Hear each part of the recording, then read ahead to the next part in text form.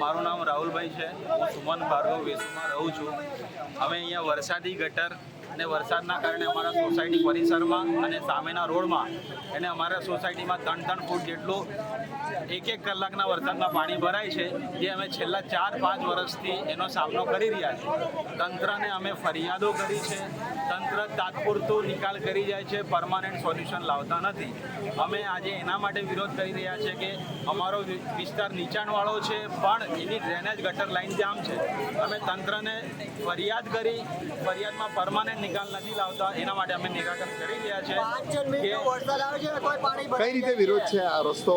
અમે રસ્તો જામ કરીને અમારા સામે સોસાયટીનો જે અવર જવરનો રસ્તો છે એ બ્લોક કરીને વિરોધ કરી રહ્યા છે કે બીજા રહીશો તો આવીને જતા રહે છે, પણ અમારા વિસ્તારમાં અમને પાણીની સમસ્યા વરસાદના કારણે દર વર્ષે સામનો કરવો પડે છે.